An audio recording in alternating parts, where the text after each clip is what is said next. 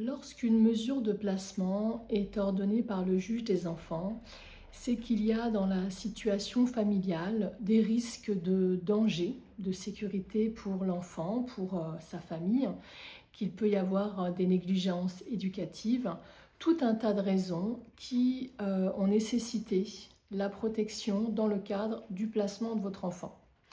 À partir du moment où votre enfant est confié à l'aide sociale à l'enfance, il y a un éducateur qui est nommé pour assurer le suivi de l'enfant, mais aussi l'accompagnement du parent. Aujourd'hui, le suivi de l'enfant est à peu près assuré par les services de protection de l'enfance, mais là où le bât blesse, c'est que le parent se retrouve profondément seul. Et c'est indispensable de pouvoir comprendre et connaître le fonctionnement de l'aide sociale à l'enfance, le fonctionnement d'un placement, pour que vous, justement, en tant que parent, vous puissiez vous saisir d'un propre travail à mettre en place pour essayer le plus possible d'être acteur du placement de votre enfant. Je m'explique un petit peu plus. Si un parent est en situation où son enfant est confié à l'aide sociale à l'enfance, il y a un éducateur référent qui se doit de faire un travail de triangulation avec tous les intervenants, le parent et l'enfant, pour permettre aux parents déjà d'avoir toutes les informations concernant le déroulé, le placement, les conditions, le contenu de placement de son enfant. Et il doit travailler en étroite collaboration avec l'éducateur référent. Et aujourd'hui, depuis même plusieurs années, eh bien, le parent est tout seul, faute de moyens, on va le dire comme ça, des services de protection de l'enfance, faute de présence de l'éducateur. Et du coup, le parent se trouve au début déjà assommé, parfois, par la décision de placement, qui est prise dans des contextes parfois inattendus. Le parent se retrouve ensuite complètement démuni parce qu'il n'a pas toutes les informations concernant justement les conditions de placement. Il se retrouve seul et avec tout ce qui va ensuite générer des conséquences, le fait d'être aussi fatigué, de se sentir responsable, de se sentir appauvri dans sa place aussi de parent, alors que avec quelques connaissances, quelques pistes justement de travail et d'indispensables à vous saisir dans le cadre du placement de votre enfant, vous devez et vous pouvez devenir acteur de cette situation pour permettre aussi, le but, c'est que votre enfant retourne à la maison. Donc quelques conseils à partir du moment où votre enfant est confié. La première chose, c'est de ne pas être seul. Et bien évidemment, beaucoup trop de parents sont dans cette situation où parfois la famille peut prendre un peu ses distances, ou bien nous en tant que parents, quand on a un enfant confié, on ressent de la culpabilité, de la honte, de la gêne, donc on peut prendre nous-mêmes de la distance avec sa famille, avec ses amis, ça c'est une chose. Et se retrouver seul, c'est cogiter, réfléchir, s'inquiéter, s'angoisser tout seul, et ça ce n'est jamais bon.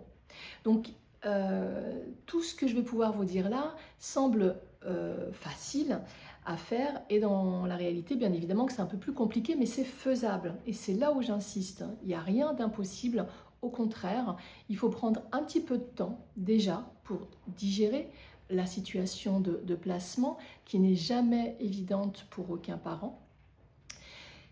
Et à partir de là, en tant que parent, vous allez avoir un panoramique en fait de ce qui se passe, des raisons du placement, de la manière dont votre enfant a été confié, où est-ce qu'il a été confié, chez qui, son référent éducatif, comment il travaille avec votre enfant, quels sont les objectifs de ce placement, qu'est-ce qui, à un moment donné aussi, ne vous a pas permis d'être parent comme vous le souhaitiez, quelles sont vos compétences, quelles sont vos qualités.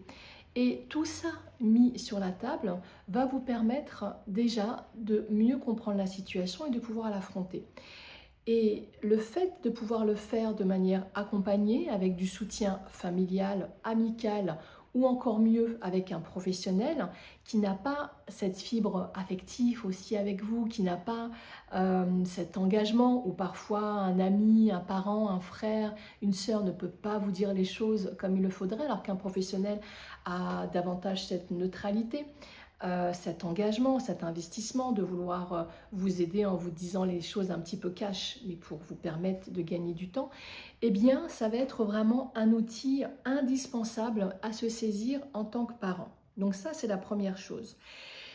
Et je mettrai un petit bis dans cette première chose, ne pas être seul, c'est aussi justement pouvoir être accompagné dans tous les entretiens qui vous semblent nécessaires auprès de l'éducateur, auprès de l'assistante sociale, auprès du chef de service, auprès de toutes les personnes qui vont vous proposer des entretiens dans le cadre du placement de votre enfant, et de pouvoir venir avec une personne parce que, une fois de plus, ça donne de la force, ça donne du courage, ça donne du soutien, surtout dans des situations aussi complexes où forcément, en tant que parent, quand on ouvre la porte d'un service, on a cette épée Damoclès, on a ce jugement forcément qui est sur nous comme je suis le mauvais parent qui n'a pas bien fait les choses et qui va se retrouver limite devant un mini tribunal. Et ça, il faut venir aussi désacraliser cette image, bien évidemment, qui est réelle, hein, mais je dirais l'anéantir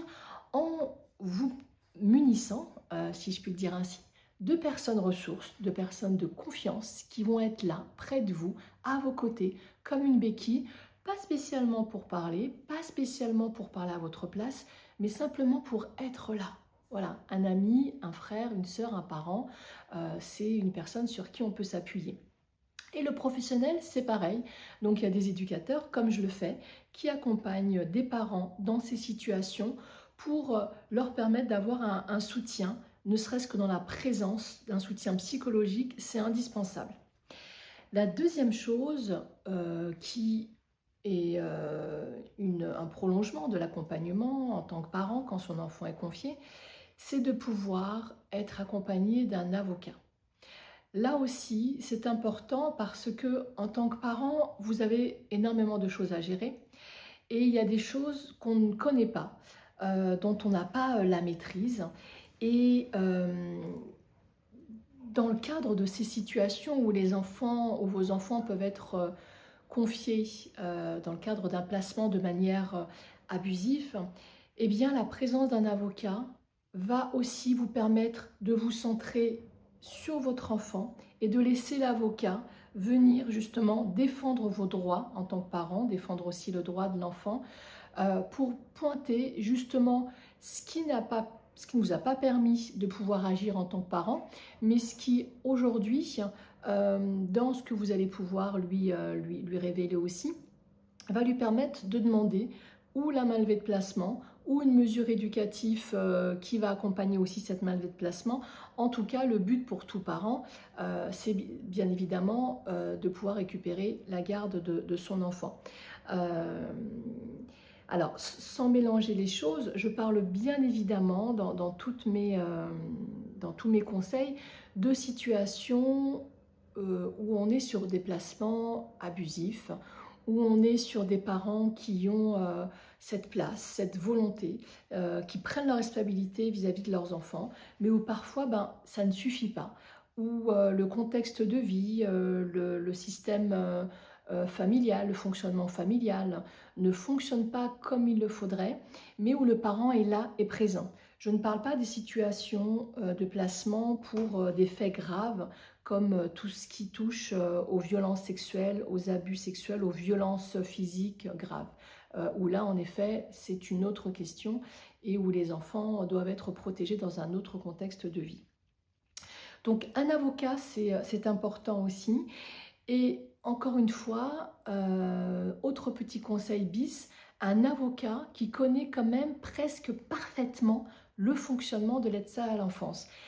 Il ne faut pas un avocat simplement dans le droit de la famille, par exemple, parce qu'une fois de plus, le système de la protection de l'enfance est devenu un système très complexe dans toutes ces décisions qui n'appartiennent, je dirais, qu'aux personnes du système de la protection de l'enfance et qu'il faut pouvoir connaître, saisir pour justement pointer du doigt un abus de pouvoir, un dysfonctionnement, un manque d'information aux parents. Voilà, plein de petites choses qui sont contraires aux droits des parents, aux droits des enfants et qui sont néanmoins utilisées par le système de l'aide à l'enfance. Donc, un avocat qui a la connaissance de ce système bien particulier vous sera beaucoup plus profitable pour avancer plus rapidement dans votre situation. Le troisième conseil et le troisième point, c'est dès lors où votre enfant est confié, de pouvoir vous organiser comme un classeur ou ce que vous voulez, mais en tout cas pour regrouper tous les documents, tous les mails, toutes les ordonnances, tous les comptes rendus, et ça de façon chronologique. Et c'est extrêmement important parce qu'une fois de plus, j'ai vu beaucoup de parents justement perdre leurs moyens déjà, que ce soit dans une audience, que ce soit dans une synthèse, mais où justement aussi les services pouvaient utiliser ce manque de connaissances, ce moment de vulnérabilité, cet élément qui échappe dans la chronologie du placement de leur enfant et que les services allaient utiliser ça sur, vous voyez bien qu'elle ne sait pas ce qu'elle dit.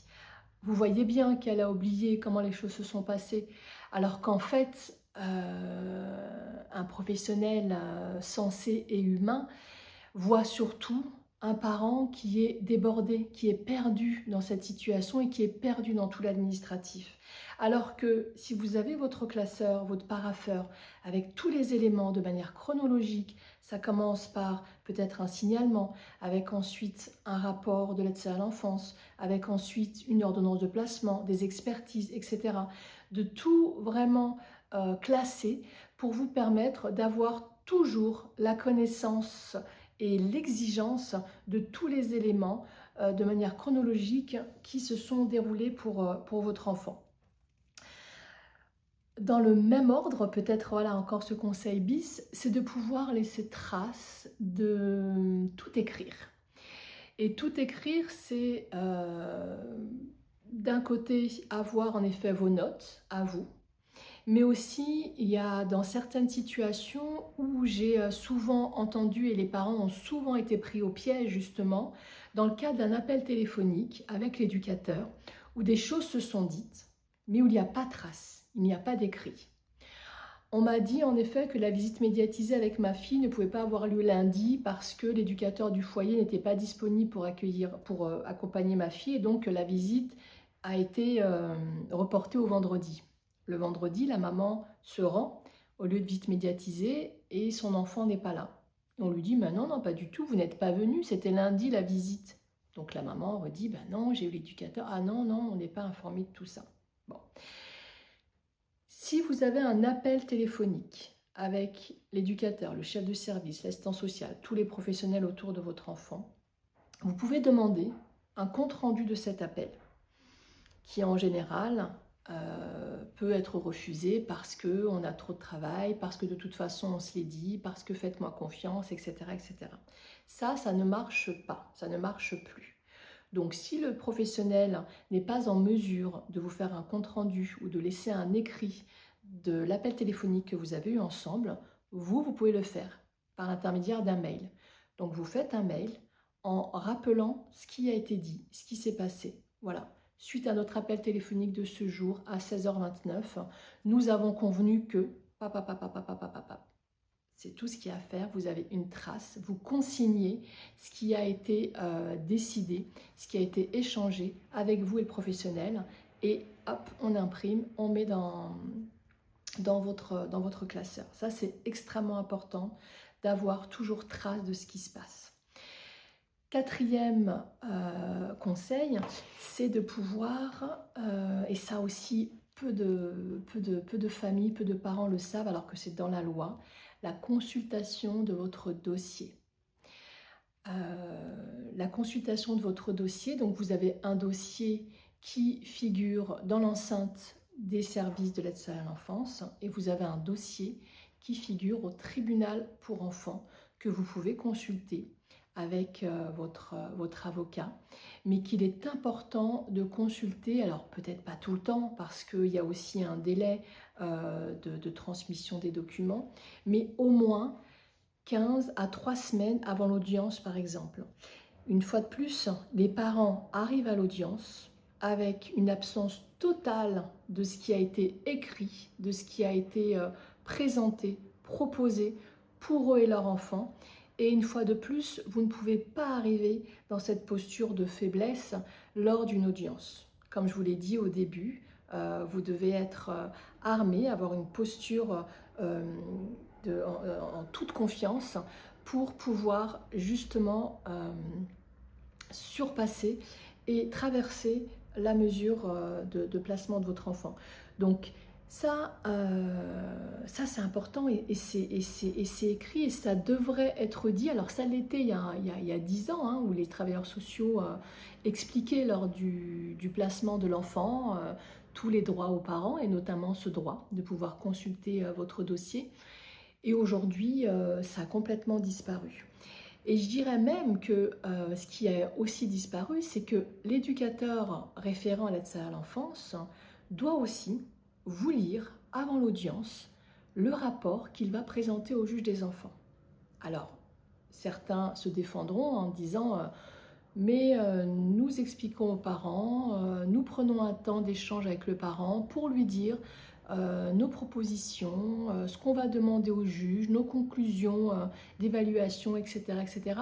Alors, de dire les conclusions et de nommer les propositions qui vont être dites au juge, c'est une chose, mais de lire l'ensemble du rapport du début jusqu'à la fin, c'en est une autre, parce que dans le rapport, il y a des éléments dont le juge va se servir pour justement se positionner et rendre sa décision.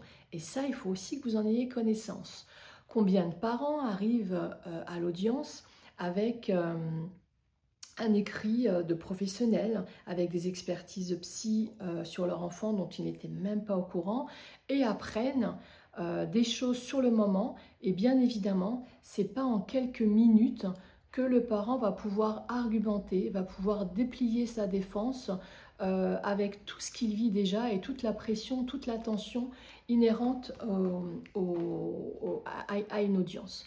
Donc, demandez à avoir les rapports, les expertises dans les meilleurs délais possibles avant l'audience. Vous pouvez aussi les avoir dans le courant d'une mesure de placement, c'est tout à fait possible, pour pouvoir être au fait et venir apporter aussi vous vos réponses et vos arguments lors d'une audience. Certains parents me demandent aussi est-ce qu'ils peuvent être accompagnés lors d'une audience. Ça, c'est possible. C'est une demande à formuler au juge des enfants qui, lui seul ou elle seule, peut donner son accord pour que vous soyez accompagné par une personne de confiance. Attention, être accompagné lors d'une audience ne veut pas dire une fois de plus que la personne va prendre la parole. C'est un soutien, une présence qui va vous permettre de vous rassurer, mais pas dans le sens votre ami ou votre sœur ne sera pas là comme avocat ou ne sera pas là pour prendre en tout cas plus la parole que vous. Et ça, c'est important aussi de le savoir pour ne pas venir mettre de la confusion et de l'inconfort dans une audience avec des enjeux qui sont importants. Donc voilà, tous ces conseils sont importants, pouvoir être accompagné, que ce soit dans le cadre de la mesure de placement de votre enfant par des amis, de la famille, mais surtout un professionnel compétent, se saisir d'un avocat. Il peut y avoir la question financière, mais beaucoup d'avocats sont disposés aussi à prendre l'aide juridictionnelle. Donc ça, c'est une demande aussi que vous pouvez formuler si vous avez une situation financière complexe pendant un petit moment. Demandez l'aide juridictionnelle pour avoir un avocat. Pouvoir ensuite organiser, avoir vraiment votre propre dossier à vous avec tous les éléments, tous les écrits voilà, font état, rapportent des observations, etc. autour de votre enfant, mais aussi de vous. Consultez votre dossier, voilà, consultez tous les rapports. Et ça donne de la force et ça vous remet dans une posture de parent qu'il ne faut pas perdre. Et j'en reparlerai dans un autre petit moment sur cette posture de parent, bien évidemment, qui vient se fragiliser dès lors où on est sous couvert d'une mesure de placement pour son enfant.